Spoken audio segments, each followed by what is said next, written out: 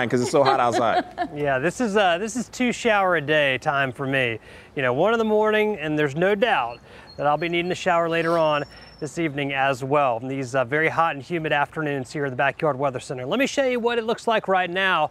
And it's 96 degrees, so we're up a degree from last hour. The dew point is also up a degree from last hour, so 96 over 72 gives us a heat index of 105. We have a south breeze at 8 miles per hour. It just kind of feels like a hairdryer in your face when it's that hot. Other temperatures are in the mid to upper 90s, but look at Tappahannock, 103 out there, 101 Fredericksburg, 100 in Charlottesville, and 100 down in Williamsburg. And look at our temperatures here over the next 12 hours. We're going to barely dip into the upper 70s.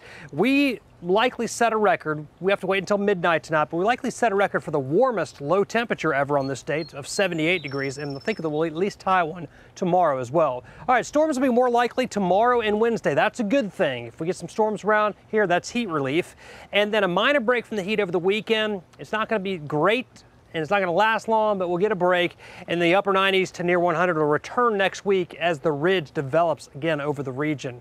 All right, let's get a check on our Millionaire Cam here. Lots of sunshine out there. The heat advisory and the excessive heat warning will continue until 9 o'clock. And keep in mind that excessive heat warning, that is rough stuff to our east. That's where the heat index could be 110 to 115. The rest of us 105 to 109 is no picnic either. There's the severe storm that we have right now. This is way out here toward the right at the base here of the Blue Ridge out near Syria to Madison over to Culpeper. 60-mile-per-hour winds possible with that storm. It's moving east at 15 miles per hour. That's pretty much the only game in town. Not much else out there. And tomorrow we'll have a threat for damaging wind gusts in all areas of Virginia with storms that develop. And I do expect there to be more thunderstorms tomorrow than what we have right now. A 20% chance by 3 o'clock, a better chance by 6 o'clock of those storms developing. They'll likely develop back to our north and west and push east, southeast, and they will have a damaging wind threat with them. Rest of tonight, just a few pop-up showers and storms. Quiet tomorrow morning, just very muggy and warm, and then storms popping up tomorrow afternoon. I actually think there'll probably be more than what this model says. You can see them firing up there later in the evening. And then on Wednesday, we'll probably do it all over again with another chance for storms. All of this is going to be occurring as an upper level trough gets closer to us and puts us in a little bit more favorable location for lift over the region. All right, so here's the break I was talking about. It's not that big of a break, but down to 91 by Friday, 93 Saturday.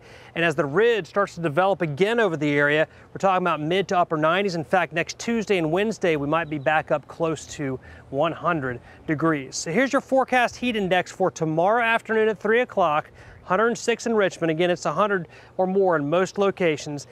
On Wednesday, same story, and on Thursday, still very hot. By Friday, we'll start to get a break. Look at this, double-digit heat index values. So that is always a minor victory, keeping it in double digits. There's your 7-day forecast.